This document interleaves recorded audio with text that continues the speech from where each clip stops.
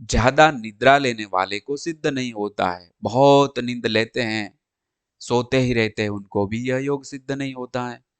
तथा हमेशा जागने वाले को भी सिद्ध नहीं होता है। कभी कभी बहुत जागते लोग, रात भर जागते रहते हैं पढ़ने के लिए भी, लेकिन इतना सारा कष्ट लेने की जरूरत नहीं है।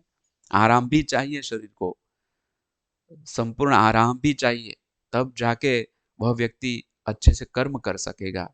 तो ये भगवान ने अर्जुन को बताया। आगे भगवान कहते हैं, दुखों का नाश करने वाला योग तो यथा योग्य आहार विहार करने वाले को, कर्मों में यथा योग्य पुरुषार्थ करने वाले को, तथा यथा योग्य नींद लेने वाले को और यथा योग्य जागने वाले को ही सिद्ध होता है। सभी बैलेंस में यदि रहेगा तो योग योग सिद्ध हो जाएगा। व्यवहारु और अध्यात्म का, दोनों का बैलेंस रहेगा। अध्यात्म बेस है, फाउंडेशन है, उनके ऊपर जीत हासिल कर ली तो व्यवहार आसान हो जाएगा। लक्ष्य है और आत्मा का लक्ष्य है, वो सिद्ध हो जाएगा।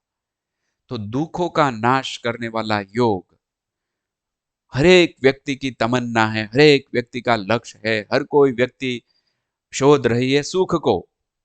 तो भगवान ने यहाँ पे उसका उपाय दुखों का नाश यानी कि सुख, दुखों का नाश करने वाला योग तो यथा योग्य आहार विहार, जो हमने आगे देखा वैसा आहार और वैसा विहार, यानी संग, सोबत, कंपनी, हम किसके साथ रह रहे हैं, कौन सा आहार ले रहे हैं, वह विहार है। कहाँ पे फिरते हैं, कहाँ जाते हैं, किसका संग है, कैसे लोगों के साथ बैठते हैं। आहार विहार करने वाले को, कर्मों में यथा योग्य पुरुषार्थ करने वाले को, यथा योग्य पुरुषार्थ किस में, कर्मों में, जो हमने निश्चित किया है कि मुझे यह कर्म करना है, उन कर्मों में यथा योग्य पुरुषार्थ।